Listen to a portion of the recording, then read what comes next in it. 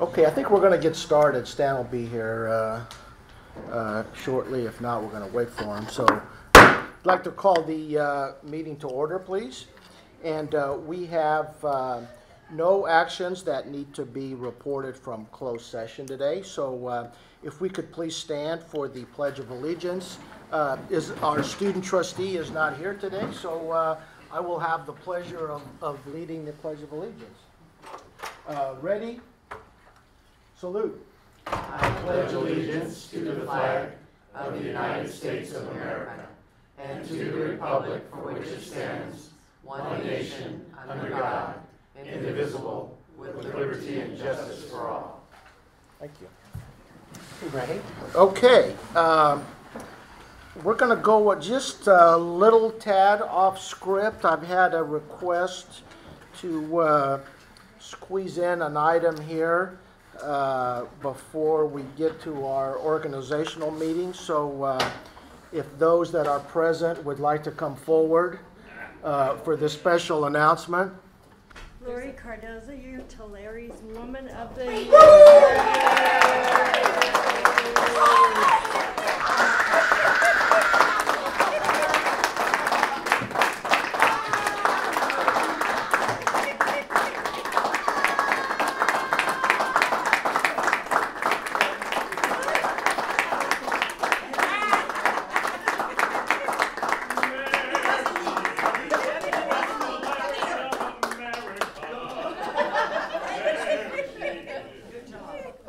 Too many familiar faces over here for me to get mad.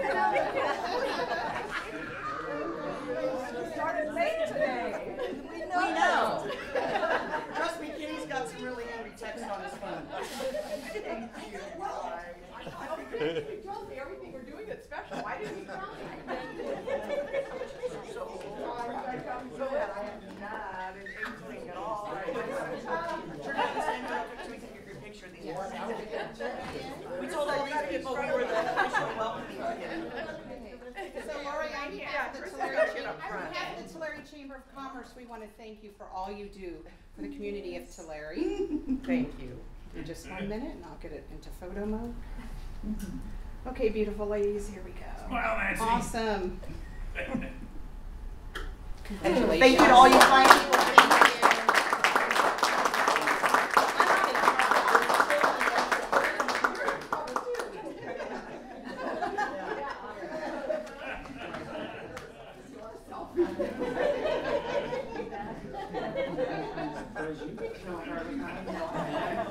Thank you. Even better. Thank you to all you fine people. And I see you all the time too. Kenny, thank you. You're welcome. Thanks for coming. You're my good Cody. Hey, We're you're not all gonna welcome. You're all welcome to No, stay we welcome for this everybody as they came in. very We're all exciting. Better someday. Fast friends, so we'll be at Tim's Christmas party. Thank you. Okay, Congratulations. Thank you so much for letting us interact for such a great cause. No, you didn't talk to me this morning. Come back again next month. Reality TV. Got you good. I got all the time. You're like a traveling show. Total surprise. I'll call you. Okay, wow. Yeah, I'm like, that's no fair. Ken usually tells me what's on the agenda. What's on Oh, he's so excited, I bet. He loves this kind of stuff. He's not going to like you very much. Oh, she's in trouble now. Thank you, everybody. All right, back to business. Wow. Where were we? Way to go. All right. So the fun's over. You must have told him to be quick. Yeah, I was getting texts. They were complaining it was cold outside. So. What are you guys doing in there? All right, next item on the agenda is our annual organizational meeting. So I'm going to ask President Carrizosa to kind of guide us through that, if you don't mind. Of course. So just for the benefit of those of you who are here tonight, if you're not familiar with the annual organizational meeting of the elected board, December of each year is required under California law that elected boards conduct their what's called their organizational meeting, and that's an opportunity for them if there were, if we were in an election year and we were going to be swearing in new officers who may have run for election in November, this would be the meeting at which they are sworn in and seated. So since we're in an off election year, we don't have new officers or new board members to swear in. But in addition to that, it's the election of our officers, and they serve a term throughout the calendar year. We don't have any special restrictions regarding our board officers. We have a president of the board, we have a vice president of the board, and we have our clerk of the board. And then by law, the superintendent president serves as the appointed secretary to the board. Our board members all have experience and are all eligible for all offices. And so they do have the opportunity here publicly to be able to nominate a fellow board member that they might like for a particular position. That board member can accept or decline. If accepted, it does need to happen in the form of a motion. And then with a nomination as a motion and a second, there's an opportunity for the board then to vote and elect their officers, president, vice president, and clerk. So the duties of the president obviously are to conduct our board meetings, to serve as the spokesperson for the board, to make appointments as prescribed in our board policy for various committees. They work directly with the superintendent president and staff in the preparation of our board meeting agendas and processing of our board work. So in order to have all board members have the opportunity to participate in that process, for this moment and this moment only, I would serve as the facilitator for the nominations for the first office to be elected this evening, and that would be for the office of president of our board for the 2018 calendar year. And so at this time, if there aren't any other questions from board members regarding the positions or the roles, I would open the floor for a nomination for president of our board for 2018. I'd like to nominate Ken Nunes to continue as our president for another year. Second. So we have a motion by Greg Sherman, a second by Earl Mann. Any further discussion? Do we have an acceptance of our nominee for that motion? I will, thank you. So then all those in favor, please signify by saying aye. Aye. Opposed? Motion carries. So our president of the board, effective January for the 2018 year, will continue, will be board president Ken Nunes. Thank you. Thank you, Ken. Now you can repeat the steps to elect our president and our clerk. Okay, I hope I can do that. Thank you very much for your confidence, and either that or it tells me that you're going to make me do it until I get it right. So, let's move on to the office of vice president. Do we have a nomination? Yes, I'd like to nominate John Zumwalt for vice president. Second. We have a nomination and a second for John Zumwalt. Is there any additional discussion or nominations? If not, all those in favor, please signify by saying aye. Aye. Aye. That's unanimous. Item C is the position of board clerk. Do we have a nomination for that position? Nominate Earl Mann. Second. Earl? You're willing to do that, I'm sure, correct? Yeah, I'll do that hard job. All right. We have a motion It's and so much work. a second for the position of clerk, that being Earl Mann. Is there any further discussion? If not, all those in favor, please signify by saying aye. Aye. Aye, and it's unanimous. Item D, authorize signature forms for officers and employees. It's behind your agendas. So,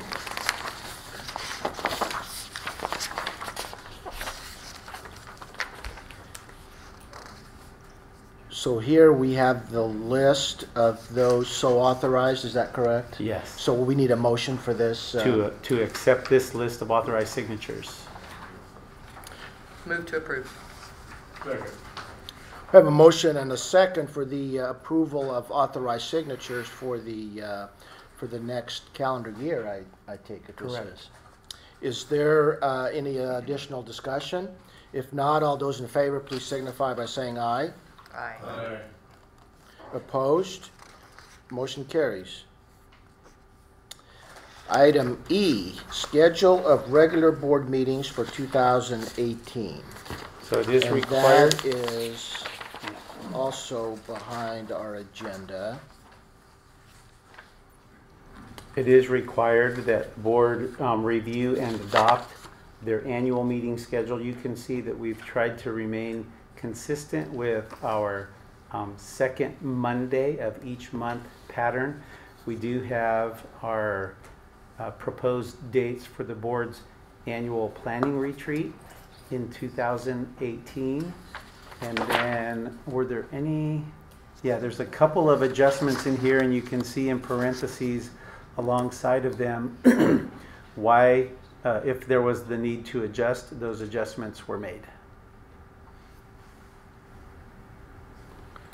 So the change, we have November 5th would be an exception from the second Monday rule because of Veterans Day. Correct. And all the other days at this point are regular second Monday meetings, correct? They all fit, and they don't interrupt any of the holidays and or planned breaks when the college might not be in operation. So this was a good year for the calendar in that regard. Okay, I move to approve the calendar. Second. We have a motion and a second for the approval of the 2018 meeting calendar. Is there any additional discussion in that regard? If not, all those in favor, please signify by saying aye. Aye. Aye. Opposed? Motion carries.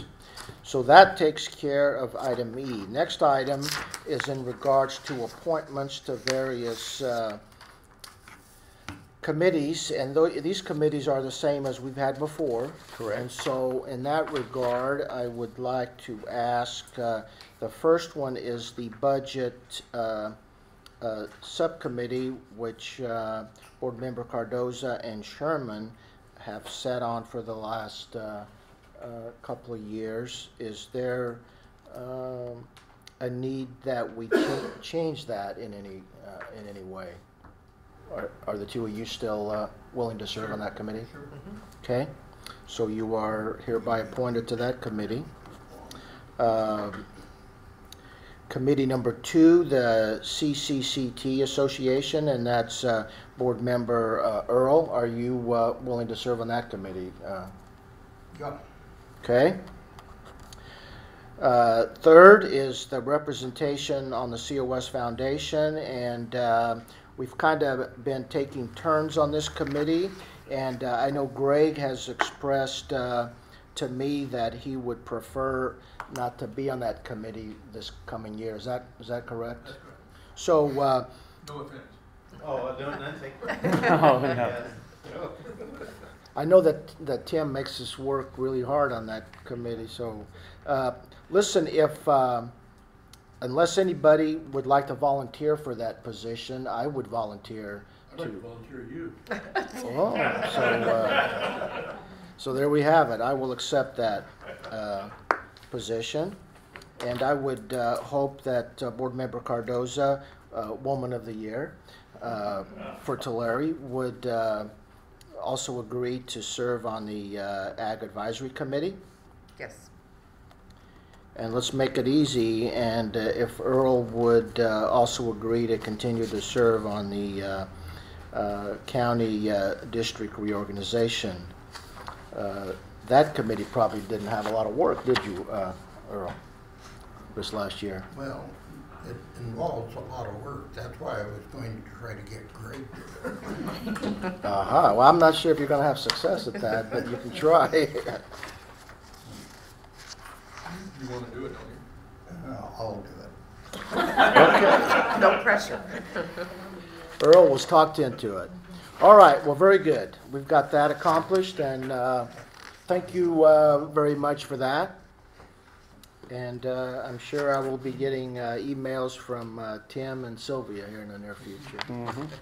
Tomorrow. There's one in your box now. Yeah. It's a welcome email. Tim's sending it from his phone. Per board policy 2350, any person may address the board at this time either on an agenda item or other matters of interest to the public that are within the subject matter jurisdiction of the board. A maximum of 5 minutes is allowed for each speaker, with a maximum time of 15 minutes per item unless otherwise extended by the board. So at this time, do we have public comments concerning items on the agenda? All right, apparently not. Do we have comments concerning items not on the agenda today? Apparently not as well. Okay. We are not going to have a student trustee report unless unless there's one that I'm not aware of. No, our student senate president stopped by today to share, both on behalf of Isabella O'Keefe, our board representative, and himself, who would have been her substitute for this evening, that this is finals week. Yep. And they're not going to be here. Yep. Okay. It was pretty much that simple. I would call that a priority. Yep. She stays on the rest of the year though, right? With Yes. us? Got Yeah. it. Okay. Okay, next I'm going to call on any board member for a report, starting to my left with Mr. Zumwalt. None. Greg?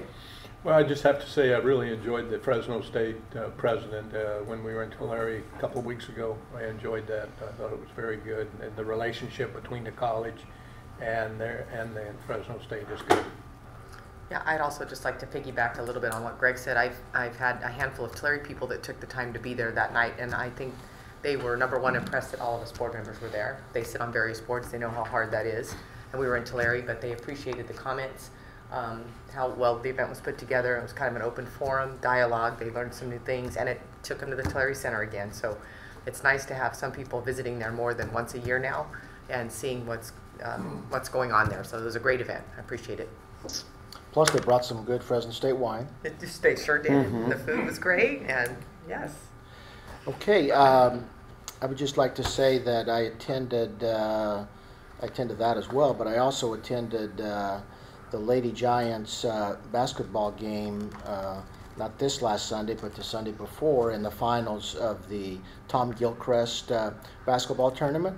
And the great thing about that was that our Lady Giants defeated Mount San Antonio College in the finals. And as far as I'm concerned, it's always good when COS beats Mount SAC in anything.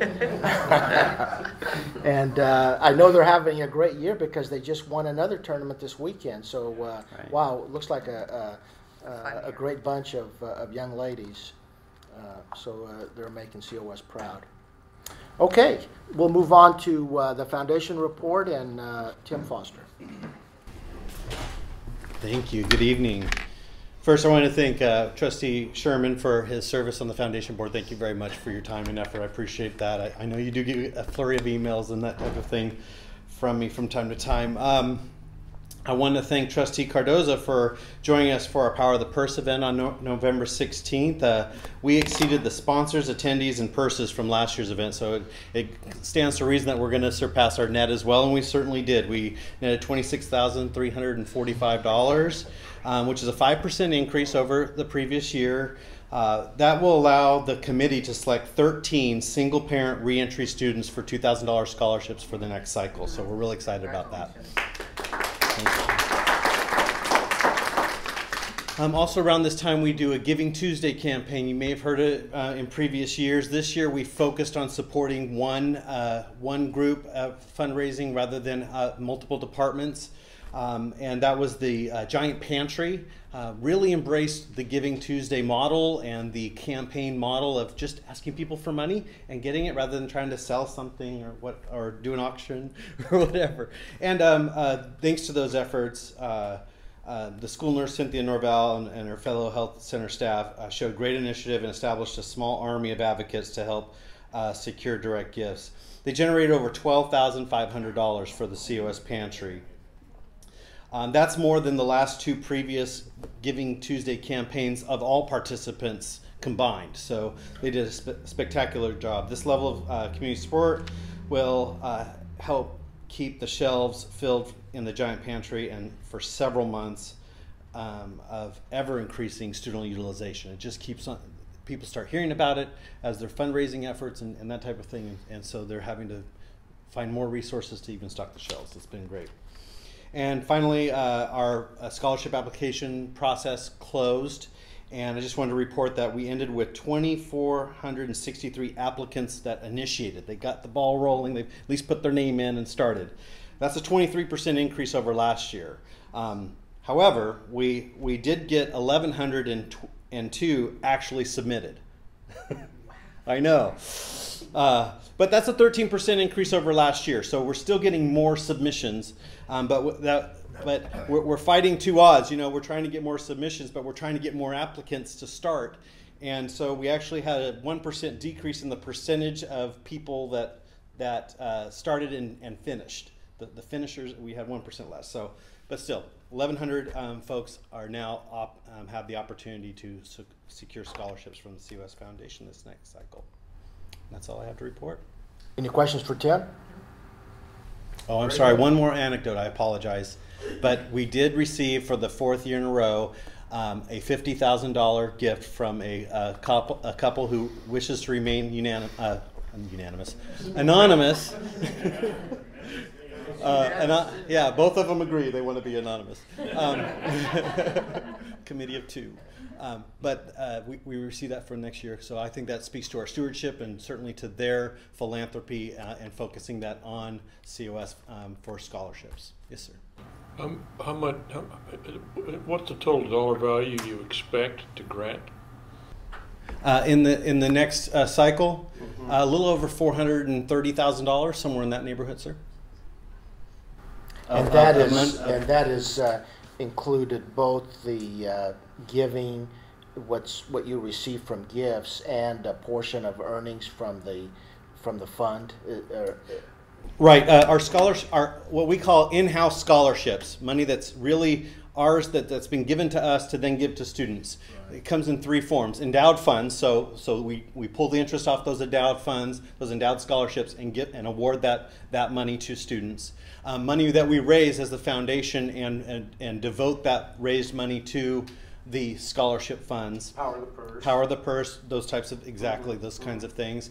And then the third is people give us money on an annual basis to fund their scholarship for the next year. So we're always getting those dollars donated, and we're pushing them back out the same year. In addition to that, though, maybe I missed the foundation also takes a portion of their earnings from our fund balance, if you will, and makes and funds projects that faculty may request or that sort of thing. That I'm not sure that was part of John's question or not. Correct. That is part of our budget. Our budget expenditures are certainly some operations, but predominantly it's funding, project funding and scholarships. Those are our two main expenditures out of our operating budget, from our contributed dollars and from interest earnings that we have done from our unrestricted assets that are invested. Right. And that's the 400,000 you talked about. No. What I'm speaking of for Mr. Zumwalt is the $430,000. That's just scholarships coming in those three different formats, and that's not counting the outside scholarships, which is money that we get that year and just write the check to the student. So we're just a pass-through in that situation. They're not going through our selection process. That's another $300,000 or so. You have some pass-throughs that don't go through your selection process? How does that work? Service clubs, they have their own means of picking students either through their own application process or whatever. We have. So you don't handle it. They just get a list from you of who might be out there, and then they handle it. Nope, they just tell us the name. Yeah, they actually get them. Yeah. In some cases, John, they'll get the list directly from the high schools. Exactly, the high school. They'll make their decisions and award those scholarships for the students to come to COS. So out of the 400 and some thousand, How much of that is current students here and how much leaving COS and going away? Oh gosh, that's a great question that I don't have an accurate answer.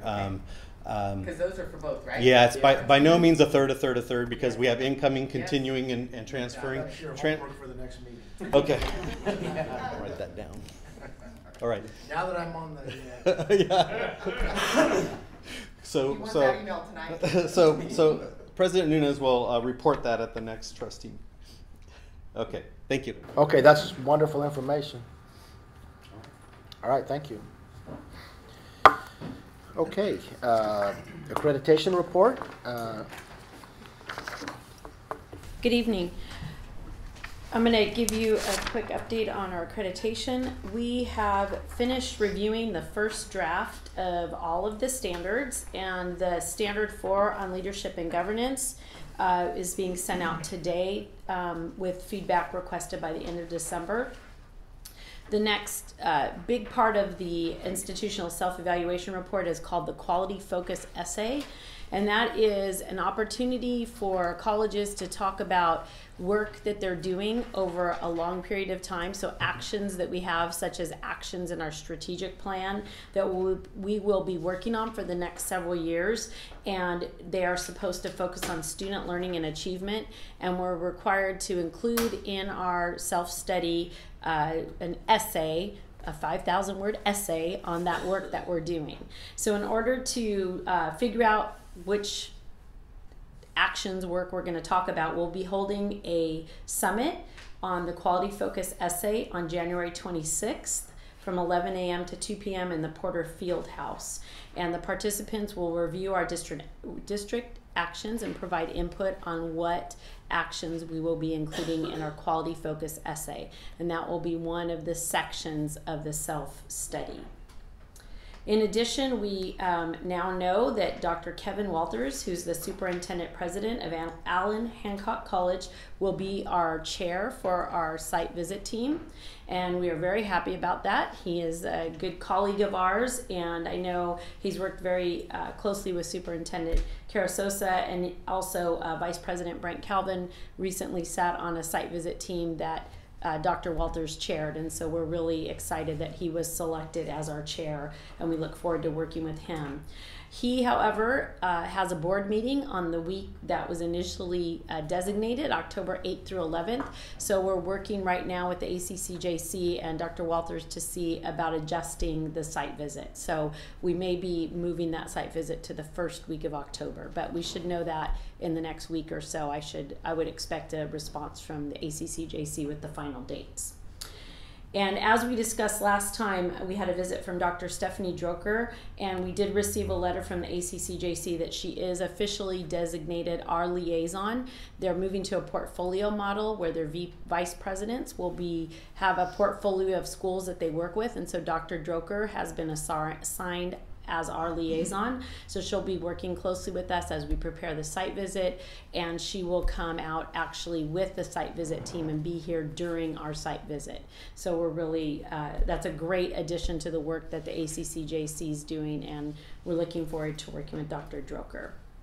I also wanted to update you on the strategic plan. At this point, the 4 task forces have completed their work, and we really thank them for that. They've done a fabulous job of bringing all of the work that we've done over the past year and our summit and all of the feedback in, and have provided the first draft of the strategic plan objectives and actions. Those are now in the hands of the Institutional Planning and Effectiveness Committee and senior management to review and make any recommended changes. And we will be bringing that document to the board retreat in January. Any questions? You indicated that Dr. Droker would be with the accreditation team that come here.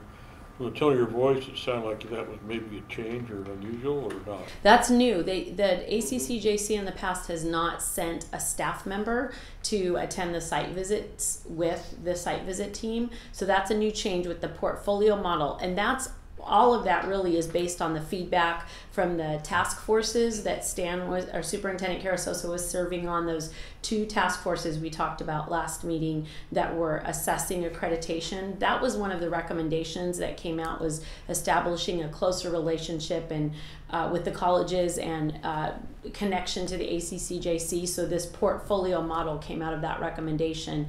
So this is new. This is having them come out as new. 20 years ago, when I did it once, they sent a staff person with the team, so they must have discontinued it, and now they're bringing it back. And I think, yes, I think sometimes they did it, but it wasn't for all visits. So yeah, I think it's going to be great, and they work with you from the beginning to end. So the first step is coming out for the pre-site visit workshop, which is what she did last month, and now she'll be with us through the visit and the report and the final discussion. So they're here how often? Every 4 years? No, every 7. 7? Well, it was every 6, but part of the new standards that were adopted in 2014, now they're here every 7. They will be every 7 years with a midterm report in the middle. The reason it feels like it was more often for us is because in 2012 we had the site visit. In 2013 we had the show cause visit. In 2014 we had a follow-up visit. And then in 2015 we had a mid-year report. So it seems a little more often for us because of those things. But now it'll be 2017 or 2018, and then we are confident we won't see them again for 7 years. Although it's a constant practice, we will be constantly working on accreditation. We wouldn't have another visit for 7 years after that. Well, they'll probably see a new board in 2000, whatever. 25. Probably so. Okay. Thank you for that information. It sounds like you're confident about the process, and so any other questions for Dr. Lacerna? Okay, apparently not. So superintendent's report. Okay, I'd like to take just a couple minutes this evening, dedicate my time to 2 important updates. The first is, and you see I have them bulleted here, the Guided Pathways Self-Assessment Update. I wanted to bring the board up to date a little bit on the work that we've been doing to fully implement the newly adopted state laws. The first we know as AB 19, which is called the College Promise. And the second is AB 705, which deals with using multiple measures to place college students in their initial English and math. These 2 pieces of legislation are driving a series of changes in the 114 community colleges across our state. And the way that these changes are being organized is under a framework that the Chancellor's Office is promoting called Guided Pathways. And so there's a process for the institutions to prepare for organizing their work into the Guided Pathways, and the first is to do a self-assessment. So what we've been working on for the second half of this first semester is a team of cross-functional groups, faculty, classified staff, administrators, went to a workshop here in Fresno on the Guided Pathways, sponsored by the Chancellor's Office. And it was our first opportunity to take a look at how a framework of aligning resources into various pathways could help us promote overall success throughout the college. So if you look at the initiatives that we have working for us now, the basic skills, our student success program, our student equity program, strong workforce, there's a number of initiatives that you've been recognizing each convocation when we put that slide up that shows the multiple initiatives that we have working. This Guided Pathways, again, is a national model for organizing those into a cumulative framework that allows the district to move forward on multiple fronts simultaneously. I think what brought it to the forefront are the 2 new bills, and I wanted to make sure that you had a little bit more information on College Promise. That's the one that espouses to pay for the tuition for all students who are attending their first year of community college, effective with the 2018-19 academic year. We're expecting to see in the governor's January budget an appropriation in there to fund College Promise, and that would be specifically to try to fund all students, even those who might not be eligible for the Board of Governors waiver. Students who are currently eligible for the Board of Governors waiver will still be eligible for that, only this legislation changes the name of that Board of Governors waiver to the College Promise Grant. So going forward, we're going to have one title for all of that type of support, whether it's a subsidized program through the state as the Board of Governors waiver is, or additional funding that comes into the budget in January 2018 to pay for all students. So that bill we've been talking about, we've been making sure that we share the details of that with faculty, with our students. We've been before our district governance senate, our dean's council, our management council, our academic senate, and our student senate, talking about AB 19 and what it is and how it is the catalyst now for the guided pathways. One of the things that you have to do to be an institution eligible to get that funding for all of your students is you have to show that you've implemented a framework of guided pathways to line up all of your initiatives so that you get them working integrated with each other and establish some cumulative impact on your institution. The second one there, AB 705, it's not written on yours, but it's in my notes. That's the piece of legislation that says we can no longer use a single placement test in order to level students into their English or their math. We have to look at multiple measures.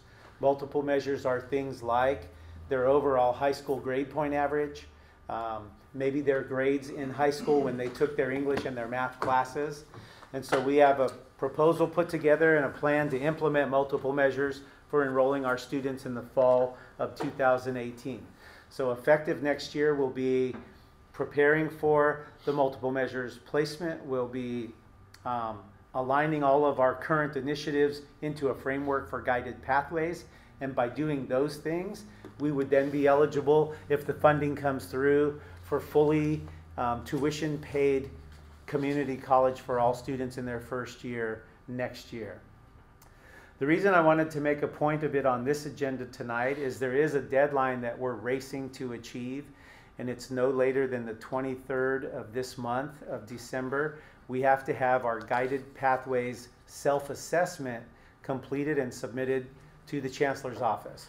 Because we're winding down the semester and we may or may not be able to get everybody together that late in the month of December, we wanted you all to know that one of the signatures on the self-assessment is our College of the Sequoias Board of Trustees president. So it's not required that the Board of Trustees see or approve the self-assessment. It really is kind of a collection tool for the institutions to be able to take a look at the different guided pathways criteria and assess where you are in your levels of implementation for each of those criteria at this point in time. So it's not making any commitment, it's not binding us to anything. What will come next, once a self-assessment is submitted, is we'll be required then to take that self-assessment and transform it into a multi-year plan so that we can show how we're going to successfully, over the next 3 years, successfully continue implementation of these statewide initiatives. So that plan will come back to the board for review and approval, but the self-assessment really just requires the board president's signature. I didn't want to drive to Tulare and ask Ken to sign that without at least having had this type of a conversation here. So each of you know that your board president will be signing our guided pathways self-assessment, and that's just the first step for us to be able to transfer that then into a multi-year plan for implementing these multiple initiatives simultaneously. On the multiple measures, is that established on a college-to-college basis, or is that being mandated on what those multiple measures will be? No, the recommendations, Lori, are for what the kinds of multiple measures can include, but each individual college is able to kind of pick and choose the collection of those multiple measures they're putting together. Sort of a parallel issue, one of our neighboring college districts, who's perhaps more aggressive than the other college districts, in attracting the best students out of certain high schools by offering free tuition the first year. I assume that once we get our program, our counselors will understand thoroughly that all freshmen then would have free tuition, which will take away that issue. Yeah, it But would be. but if our counselors aren't really understand that issue, and in turn make the high school counselors understand that issue, we'll have lost an opportunity. I'm sure you're ahead of me. Yeah, thank you, John. And the other thing that's going to happen with this, and it already started to happen just with the bill initially being passed, before we even know if it's going to be funded. Just the first headline that trickled across local papers, that Assembly Bill 19 intends to try to provide tuition-free college for all community college students in their first year. We got calls that morning from people wanting to know where the free tuition was, could they start? And so when the bills actually, if the governor's budget actually has that appropriation in it, and that's approved, the legislature and the chancellor's office, their marketing campaign alone is going to put an incredible amount of information out there. So yeah, our counselors and everybody else, including parents and students, will be pretty well informed that they'll have the opportunity for tuition-free community college. I don't have to tell you, it's mildly irritating to see all of the best high school students go somewhere else for that reason. We share that mild irritation. That's why we keep track every year at those CSF luncheons. Yeah, really. Thank you. And then my second item, very quickly, I just wanted to make sure, when we were, a couple of you mentioned the Fresno State Tulare community visit, and it was a great event. And we did have a meeting right before that, literally moments before that event began. We were in a room there on the Tulare campus with a collection of representatives from Fresno State, from College of the Sequoias, and from the San Joaquin College of Law, our local law school here in our region. And we are putting together a proposal that will add Fresno State and the San Joaquin Valley College of Law to the statewide package that's been put together for the students who are in the Pathway to Law School program. And if you'll remember that night, Dr. Castro came out and actually made that announcement. And I was like, darn, I was kind of wanting to tell the board that myself. So tonight I want to make sure officially on the agenda that you know we are in the midst of working out the details of this partnership, but commendation should go to Professors Pritchett and Cordero in our Social Sciences Division for the work that they've been doing, our Dean, Vice President Lacerna. Everybody's been pulling together the people we need to have this conversation. Because even though our Pathway to Law Schools program has been wildly successful and we've got multiple students now in those four-year universities pursuing law, we were feeling like the spirit of that law was intended to get underrepresented students into the field of law, and most importantly, for them to make their living, to start their career and make their contributions in the region where they went to school. And we missed the opportunity for Fresno State and San Joaquin Valley College of Law to have that partnership be a complete cycle right here.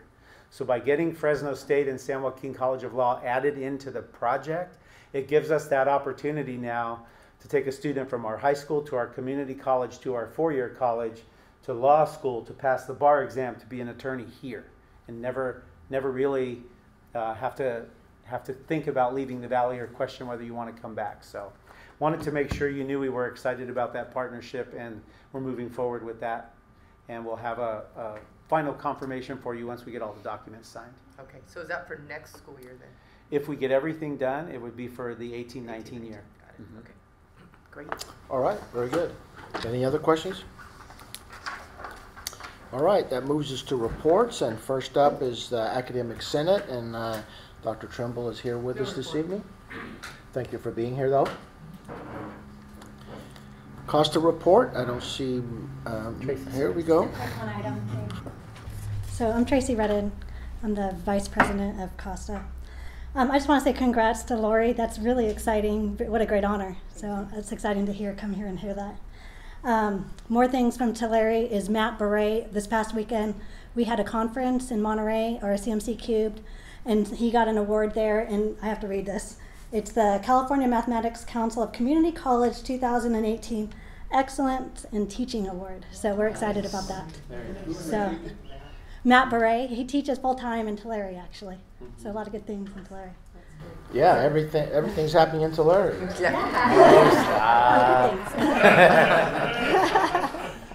We'll make it happen here. But that's all I wanted to report. Thank you. Thank you. That's very good news. Thank you very much. All right, Mr. Lamar, CSEA report. I too would like to congratulate Mrs. Tulare of America. Nancy came over to the theater beforehand, and so we You knew. Yeah, we planned forward. I just wanted to wish everybody happy holidays and a Mele Kalikimaka, and we'll see you in the new year. Thank you. Do we have a COSAFA report today? Ms. Erickson. Yes. There we go. Again, just to wish you all a prosperous new year. Thank you for your service and partnership in supporting student success.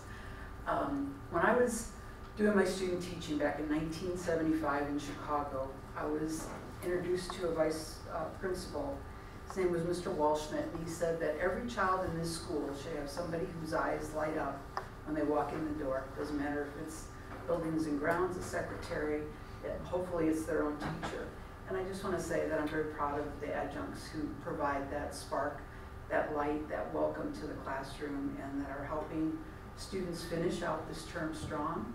And to thank all of you for granting us more office hours so that they are compensated for the work that they do on behalf of the students. Thank you. Thank you very much. Okay, consent calendar. All items listed on the consent calendar are considered routine and will be enacted by one motion. An item may be removed from the consent calendar at the request of any member of the Board of Trustees or any person in the audience and considered as a separate agenda item. With that, do we have Mr. Zumwalt? Item 3. Item 3 shall be pulled from the consent calendar. Any others? If not, I would accept a motion to approve the consent calendar with the exception of item 3. Second. Motion and a second for the approval of consent calendar as stated. Any additional discussion? On item 3, I was thinking, not listening. I'm sorry. Not yet. So I'm going to pass all items except 3, and we'll come right back to that. All right. No additional discussion. So all those in favor of consent calendar, with the exception of item 3, please signify by saying aye. Aye. Opposed? Motion carries. All right. So let's go to item 3 now. On the farm vendor account, item number 13, Evangelo Seed Company. Rodney Evangelo is a client of mine, so I must abstain. Okay. All right. Very good. So I move we approve item 3. Second. we have a motion and a second for approval of item 3, payment of bills on the consent calendar. Any additional discussion? All those in favor, please signify by saying aye. Aye. Aye. Opposed? Motion carries. And please note that Board Member Zumwalt abstained from voting or discussion on item 3. Got it. Thank you. Thank you. All right, let's move on to action items. Curriculum. Good evening. Before I do curriculum, if you guys wouldn't mind, we had another award winner and I failed to bring it up, but one of our faculty members, Catherine Madrano in sociology, also won the Digital Learning and Innovation Award, and it was a $10,000 award that she got through the Online Learning Consortium, and she's a second-year faculty member, and she won the award for using a digital product in her classroom and the impact it's had on her class and students. And so she went back to Florida a couple of weeks ago, and 2 of our other faculty members, her division chair and another faculty member, went with her to watch her win that award. So since we were speaking of awards, I wanted to make sure to bring that up. So we're very, very proud of Catherine, and she gets to use the $10,000 to bring back to COS and use for other research or projects that she wants to do with online learning. So I just wanted to mention that. Thank you for letting me do that. And I have the curriculum report in front of you, and we have a very short one today. We have several modifications to courses. These are all here for 5-year review, philosophy and administration of justice. And on the second page, another 5-year review Oh, actually, I think this one is modification of the title of this course so that it matches with our transfer model curriculum. And then we have a new skill certificate, irrigation, construction, and installation. And it's a new program that our new faculty member in that area is bringing forward. I also wanted to let you know that new programs such as this, certificates or programs, come before the curriculum committee and a full review and discussion at the curriculum committee meeting. And we look at, do we have the resources? Do we have the faculty? Do we have all of the materials and information we need for this? And the curriculum committee approved that. And then I also took that to senior management. And so that was approved as well at senior management. And as an information item for making sure we have the resources and the support for the new program. So the recommendation is to approve the curriculum report. So moved. Second. Thank you. I have a motion and a second for the approval of the curriculum report. Is there any additional questions or discussion? If not, all those in favor, please signify by saying aye. Aye. Opposed? The motion carries.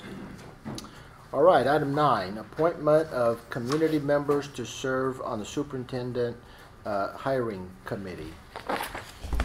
Well, hopefully tonight we will finalize the composition of our hiring committee for our new superintendent president. At our last board meeting in November, the board made a decision that each board member would come back to this meeting, or actually would think of individuals who might be willing to serve on the hiring committee and get those names to Ken Nunes, and Mr. Nunes would then announce the 3 members to serve on the community and college stakeholders panel for the superintendent president's hiring committee. Thank you, John. Do you have those names? I do, and I have, first of all, I would like to thank the fellow board members for doing the work to get some folks to serve on this committee. Everyone did provide some names to me, and so that may not be, probably not as easy as you might think, because there's lots of dates on there that we have to be available for. So I did have actually more names than I have spots for, but having said that, I think I have 3 very qualified individuals that have volunteered to serve, and I have an individual by the name of Jan Kahn from the Hanford area, who's an attorney and who has some experience with educational matters, although maybe not related to COS, but in Or some Fresno regard. State, I think. Mm-hmm. Fresno State and the San Joaquin Valley College of Law. Mm-hmm. I also have an individual by the name of Josh McDonald, who I think we all know, who has served on the foundation board for some time, who has agreed to serve.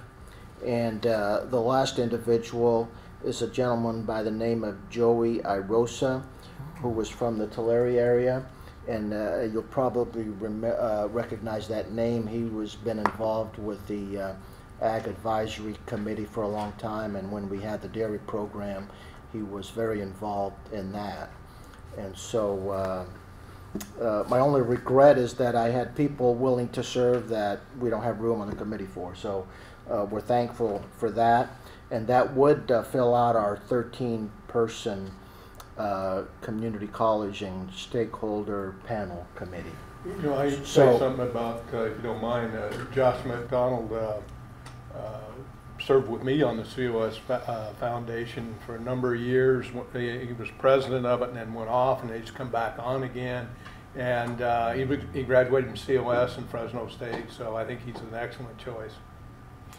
Yeah, besides having ties in Visalia, he also has ties in Tulare. He works in Tulare. Mm-hmm. Yeah, he works in and, Tulare. Also, I think Jan Kahn was a member of Stan's advisory council, too. Mm-hmm. He's been on our community advisory committee. Okay, so we need a motion to approve these folks, I suspect. Correct. Second. We have a motion and a second for the approval of the 3 individuals as stated to serve on the community and college community and stakeholder panel. All did have a motion and a second. Any additional discussion or questions? If not, all those in favor, please signify by saying aye. Aye. Opposed? Motion carries. All right, thank you, John. Now you can get to work to hire, All right. Board policies. Item 10. Okay, we have two items for you this evening. The first is a second reading. So item number 10, you can see, just by way of a quick reminder, we are in the 6,000 series this year. We take a different board series each year and work them through our review and renewal and revision process. The 6,000s are in the administrative services predominantly.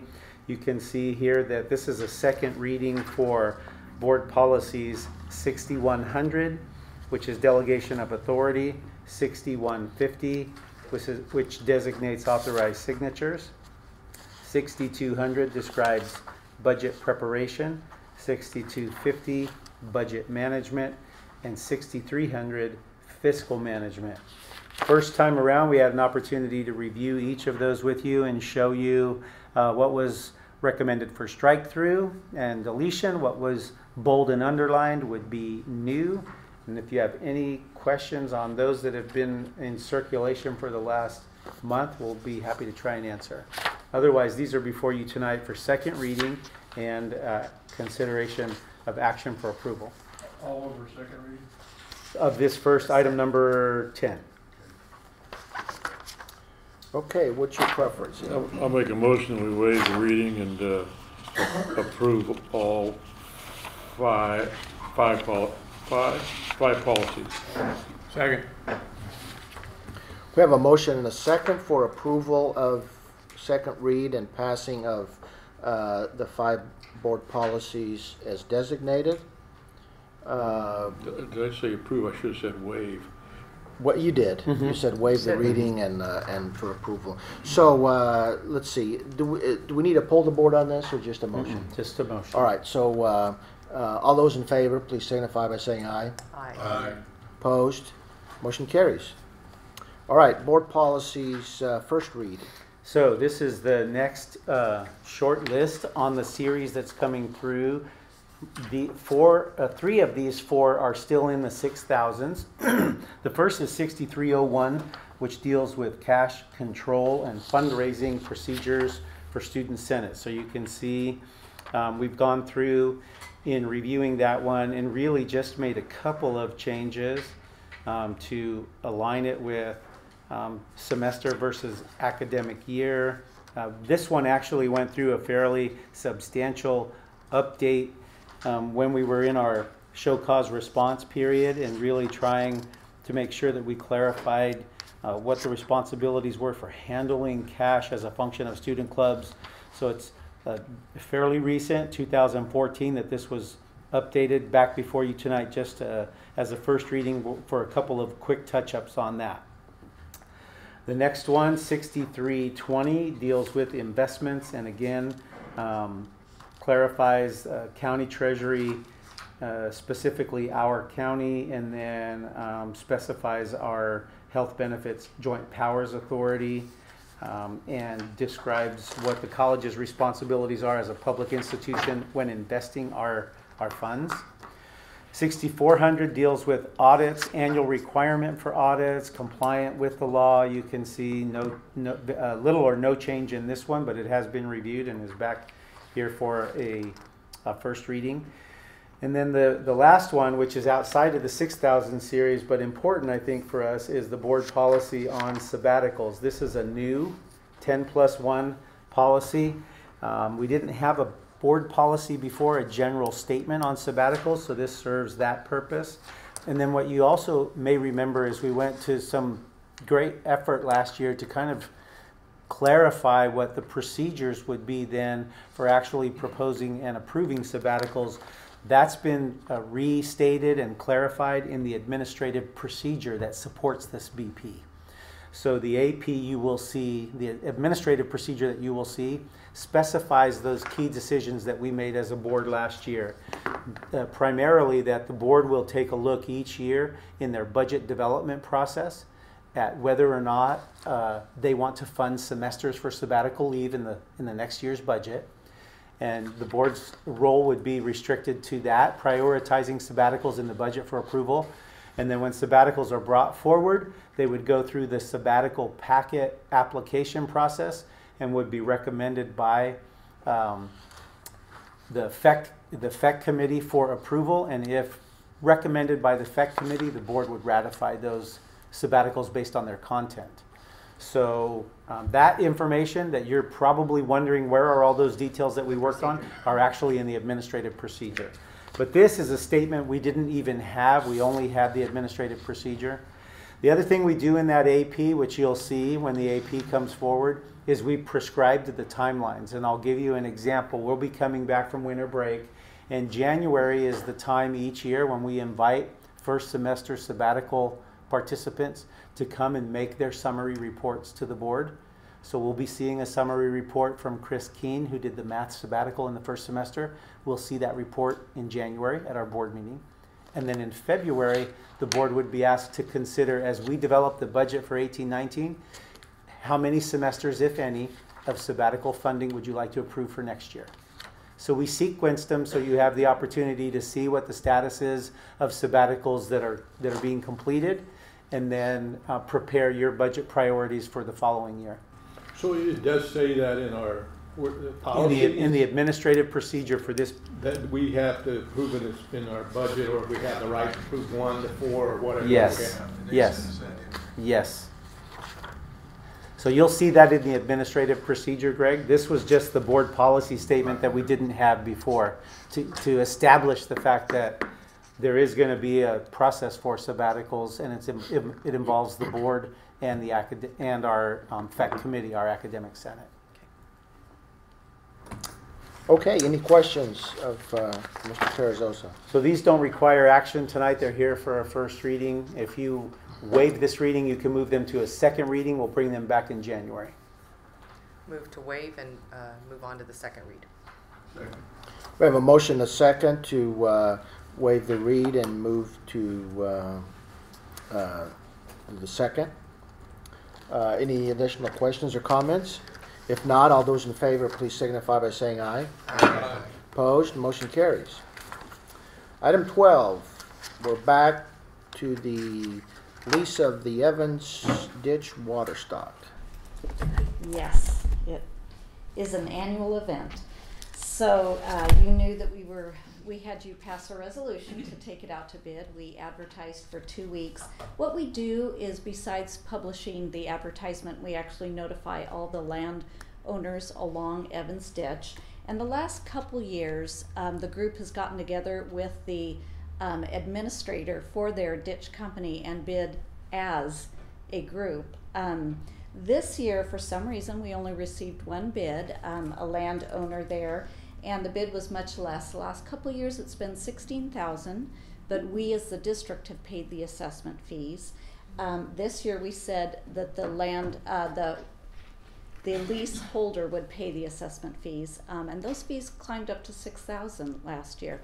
So this will be about a $9,000 cost for this bidder, should you approve it, or we could always waive it and just not grant it for a given year, but then we would carry those $6,000 assessment fee costs each year. So there's an agreement attached if you would like to approve this. It is for Faria and Sons family, and they were listed as an LP, so I assume it's a limited partnership. Any questions? Without rain and the unknown of water this year, that there weren't more bidders, I'm surprised. Yeah, we're always not sure who's talking to who behind the scenes. The bottom of the river, right? It's amazing. It's 30 shares, and it's all I can figure is we went to bid what would be about 3 or 4 weeks ago now, when perhaps now we know that we haven't had rain for 6 weeks, but maybe then they were looking back on our rainy year last year. Can we go back out again? But did the irrigation district say why they didn't want it? They didn't want to pay the assessments. I have not asked. They certainly knew. My assistant actually talks to them directly and makes sure that they've received. Yeah. Last year. TID. The actual irrigation district. Yeah. Can we go back out again? We could. I will mention that we spend $600 in advertisement fees.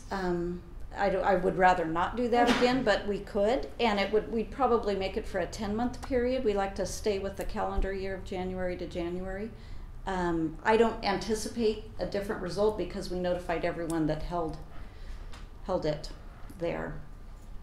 We can think about it, and again, we could not grant it. Just for a year. It pays for our assessment. Yeah. Why wouldn't we? Right. Yes. I think that's Yeah. Christina and I. The conversation we had is it's not yielding the value that we feel it's worth, but there might be some. There's a lot of uncertainty right now about water and water rights and water districts and how they're collaborating and forming. So if this is one of those years where it's a little bit low, at least the prospective bidder picks up all of the costs associated with it and pays a little bit on top for us. So I move we approve.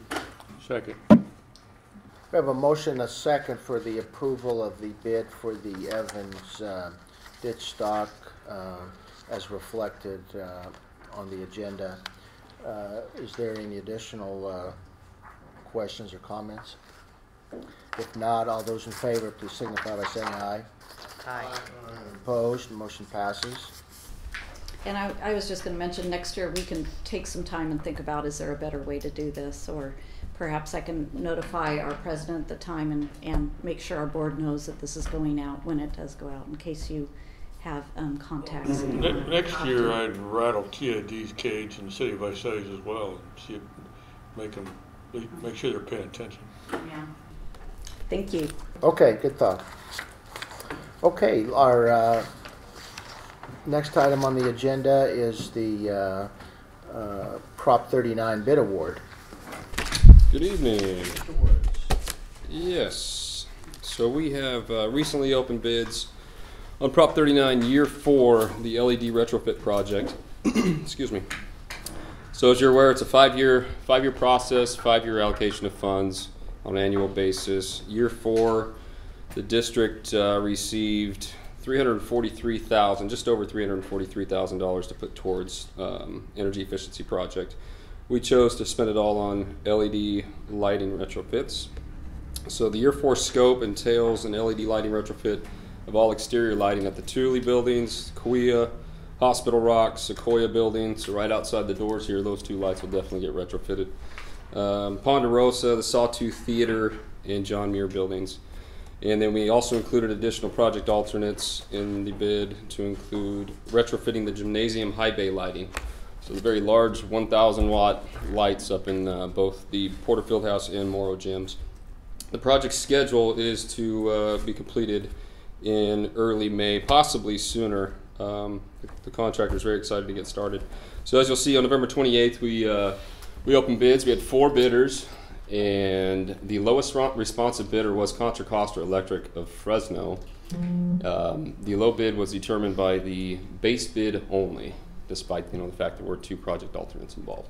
Their base bid was $129,041. You can see on the bid tab, the total amount for the project, base bid plus all the alternates, is $193,312. Now, if you look at all 4 of the bids, there's a significant gap. Some people would be a little concerned. I made a phone call right away to the contractor, Contra Costa. Also called the architect, the engineer, Teeter Engineering. And the contractor, he can structure his bid however he'd like. So knowing that the base bid is going to determine, who gets awarded the project, you'll notice some of the alternates, for example, in AC Electric, their alternates are significantly higher. They can approach the bidding process however they like. All in all, Contra Costa, they are comfortable with their bid. They're excited to get started. So they are completely backing their bid of $129,041 for the base bid. Total project $193,312. So we're recommending award of this project, the base bid plus alternate bid items 1 and 2, in the amount of $193,000. Something else I want to point out, there was $343,000 allocated. The difference of unused funds is going to be carried forward to year 5, which we're already starting to develop. So it's good news. I mean, we saved quite a bit of money in the bidding process. So yes, we're recommending award, base bid and alternate bid in the amount of $193,312. Prop 39 year 4 retrofit to Contra Costa Electric in Fresno. Question, Mr. Zumwalt. Did you do any kind of analysis of the annual power savings? We don't have to do that. The way it works is as soon as you prepare a scope of work, us, the district, we tell them which lights we want to replace. We send that to Southern California Edison. They have a firm, Newcomb Anderson McCormick, that actually does that analysis for us. So they are the ones that prepare the cost estimate, the $300,000 project construction cost estimate. What's that? And? Oh, and the savings, I can't tell you right off the top of my head what the savings is, but they do have a projected savings. I could definitely share that information with you. Yeah. In fact, they also factor in incentives into the project construction estimate. So we have a $300,000 budget. They're actually saying that we could go up to $318,000, knowing that we'll get $18,000 of incentives. So there's incentives, plus there's long-term savings and utility costs. But yeah, if you'd like that information, I could definitely share that with you. It doesn't affect my vote. I'm just curious. Sure. I know the cities are all changing over to that, and the power savings is huge. Oh yeah, definitely. Okay, very good. Do we have a motion? To approve. I have a motion and a second to award the bid Contra Costa Electric an amount of $193,312. Is there any additional questions or discussion? If not, all those in favor, please signify by saying aye. Aye. Aye. Opposed? Motion carries. Thank you. Thank you. All right. Well, this is the concludes our agenda for today. I would thank you all for being here today, and also wish you all a Merry Christmas and a Happy New Year. And we'll see you back in January.